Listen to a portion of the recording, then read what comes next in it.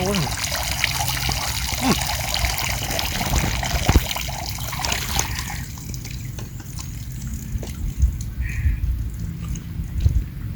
thích này. Vừa khơi vừa.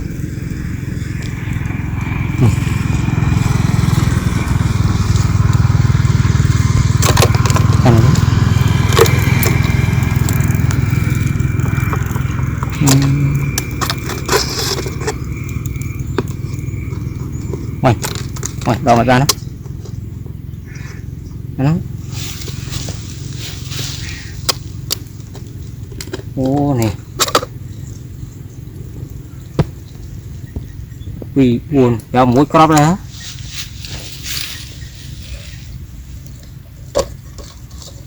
Ê, chứ mũi à?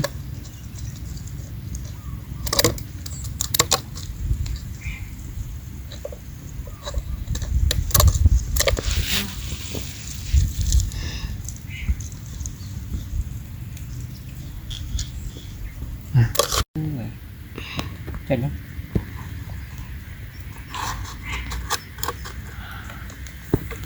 Như hai.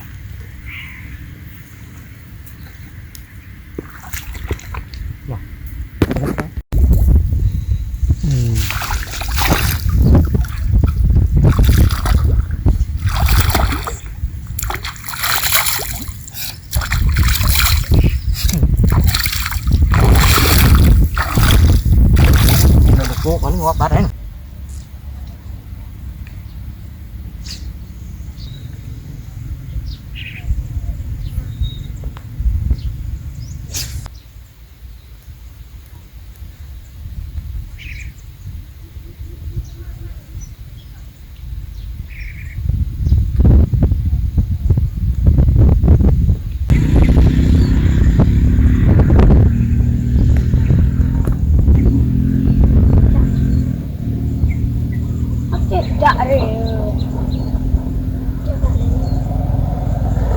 Mi cái tâm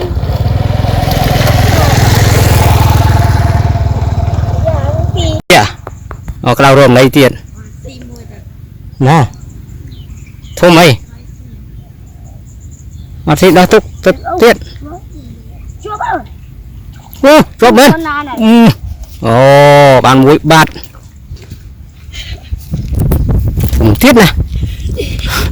giờ đây mình trồng cái này là phần này.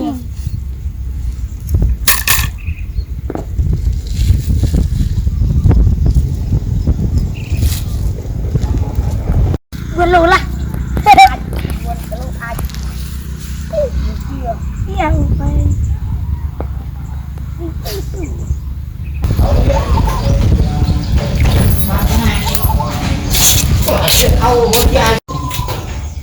Sao là luôn đâu sang bát tiền đó. Thế em một đấy. Các là chục giờ mới. Lạ. Không nghe hỏi là tôi chưa giải phần thô mà ông long không chơi lật. Chạy xếp ăn không thiệt. Thôi em. Nó bọc cua của lật rồi.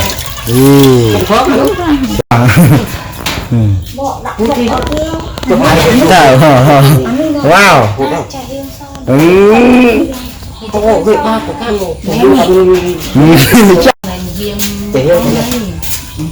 Có muối cũng. Để bữa đã chia mà.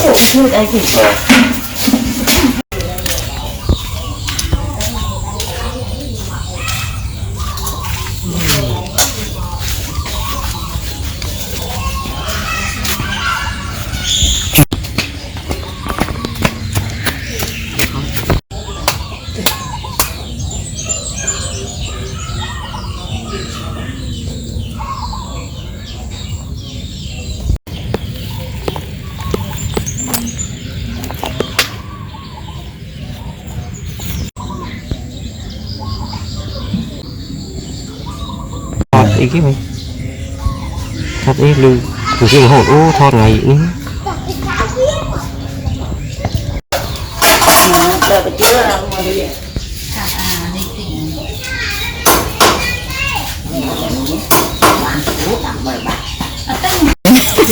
sợt bay ăn không à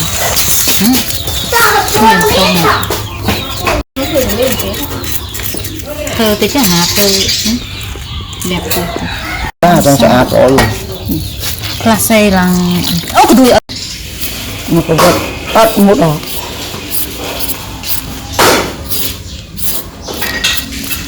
ngọt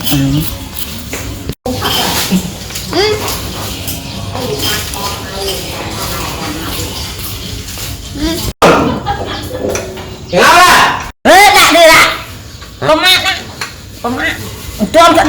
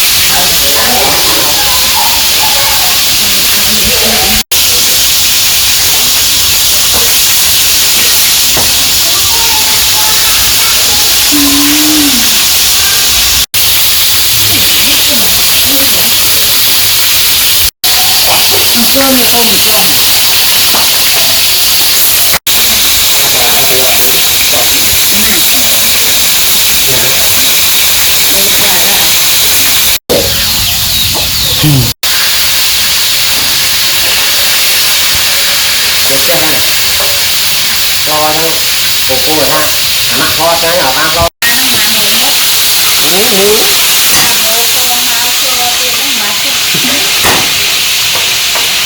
còn là các cô ông cho các cô đó còn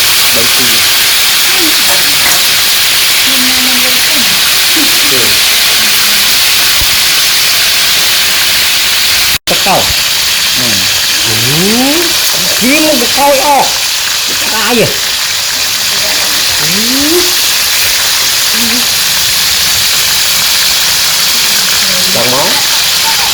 cái gì đóng máu đồ cấm đó ba mình tới ra nó đi rồi hả người ta lên này hả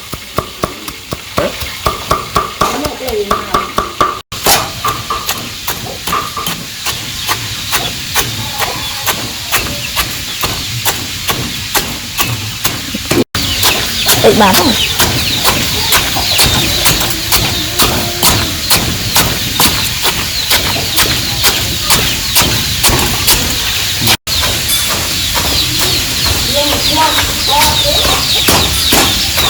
bán hà long mang khoa về rồi khoa cái gì tục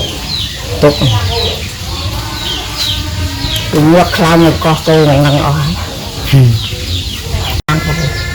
nó thành bro nó đây vậy phật đây hay rồi gì ấy bỏ đây khô ở cái chích khô có gì đục trời nè đi chô mình tự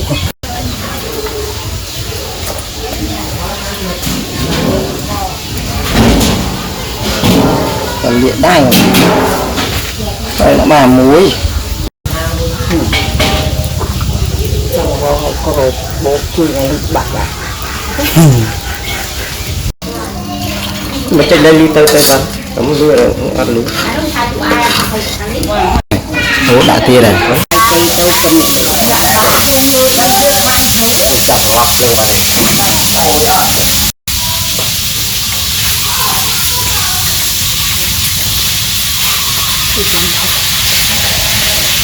ấp không chỉ làm hóc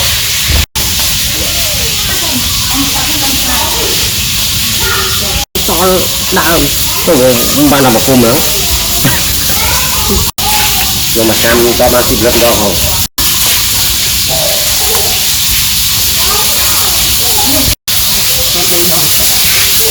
dạ vậy đấy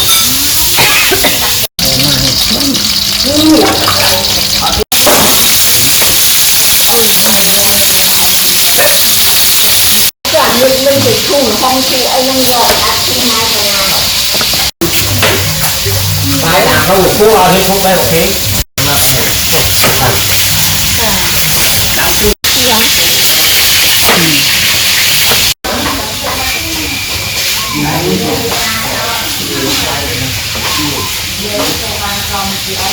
chọn đi tốt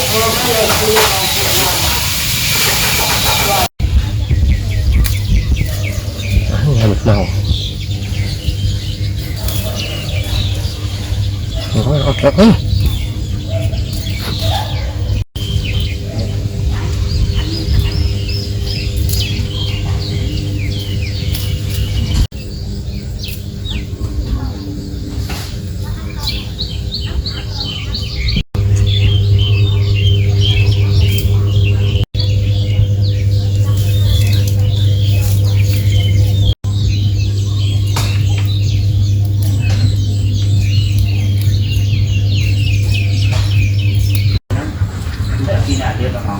thấy có lý khi cho mai không sẵn con sẽ lẽ đây ngon nhau cọp rồi chính là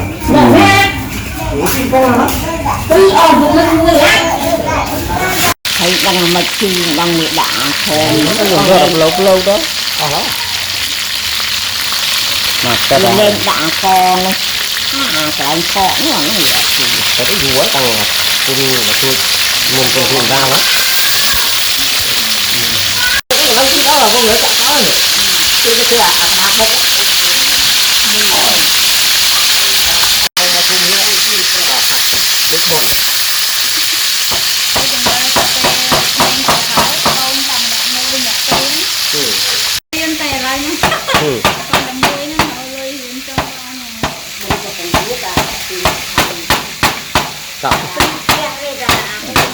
còn ăn chất tôm chất tôm á ăn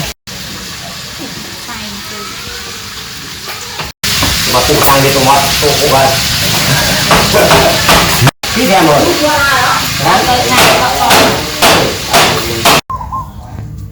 nhất tắc Việt rồi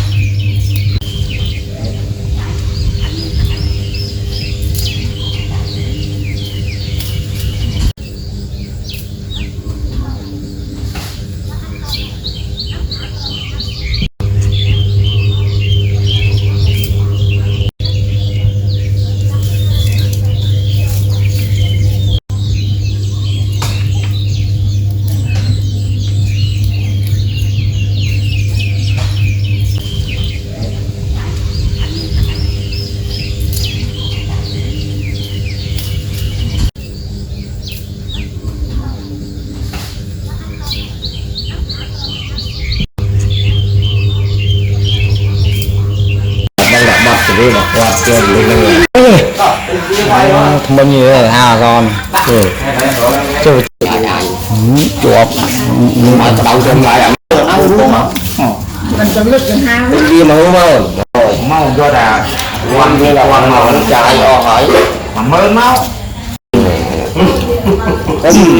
mặc bông nó có thùng có chữ đấy đạo diễn này trong mơ mạch thôi nó cũng muốn biết muốn chọc phụt này khách ngang nó đã gì trăm hào đã nó đã được đây có hôm tiếng bao chục ngầu tiếng tiếng lông mà đúng rồi thì tôi đang sau đó đang được mua một cọp con khèo nó bị một cọp con tịnh này người nó có tiền ai đi lên phủ riêng đấy bên nó không cao đó gọi là gì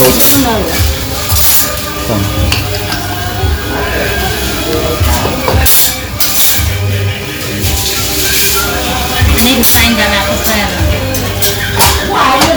Cảm ơn, quên kia, chơi thôi, đấy.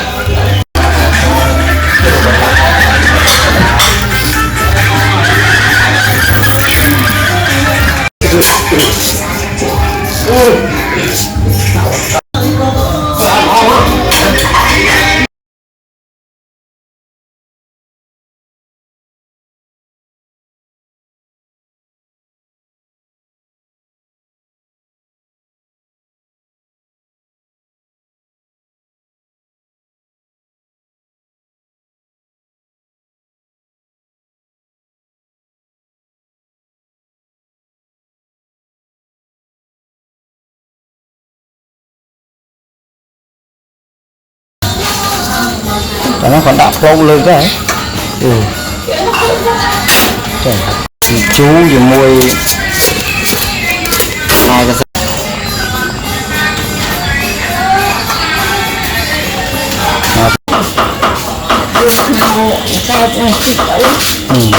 họ đang cứ ăn chạy khá chạy khá gì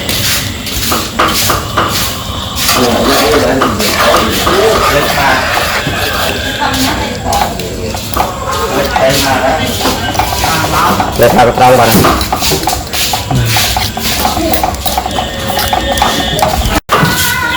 cái cặp không muối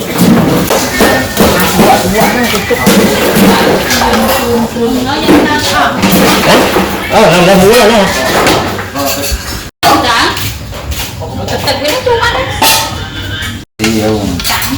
người ấp chú rồi ăn thấy nước sáp nữa con thơ tập nước nào tập ấy như rồi nhưng mau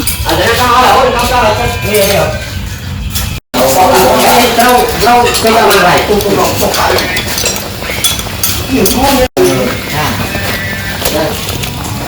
cái chai máu chai nào vài lô gọi bị cái ăn chết rồi thấy dương mùi mò ngon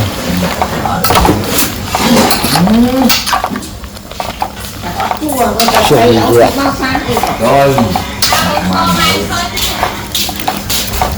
có sỏ mày tập cái gì đây thấy cái kiểu không bán đây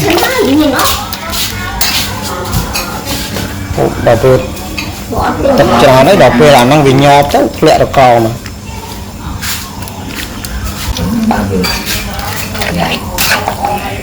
rồi được sụp rồi này cái này đặt chép nữa đấy đã chép nữa hả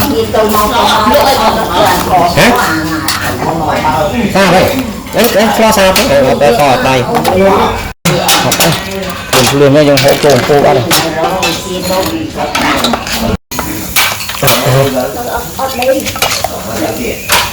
cái này âu này là âu nữa này trong uống nữa uống này là hậu hả đậu rồi người nhà năng cũng cho bạn tuổi ngon này nè con kêu chọc hết ớt để chọc lấy nhiều thì mới là không ra bao giờ đó là đó khai này quả anh ấy bán là tập bọc ra con tiếp vô kia bác tiếp không đau ra lòng bạch con nói lòng nói sao vậy chứ nó tụi anh nuôi anh nuôi tụi anh mình con gì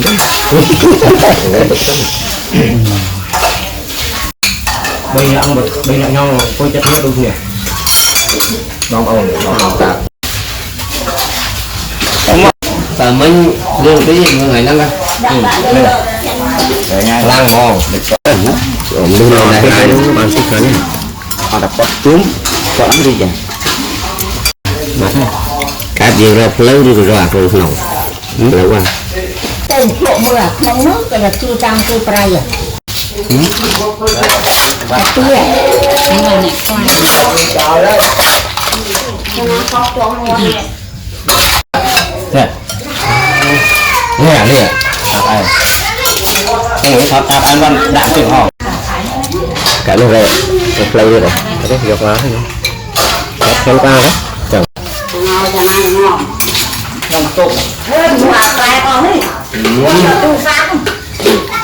Hãy đâu ngáo ra subscribe cho kênh Ghiền Mì Gõ để không bỏ lỡ những video hấp dẫn nó đi à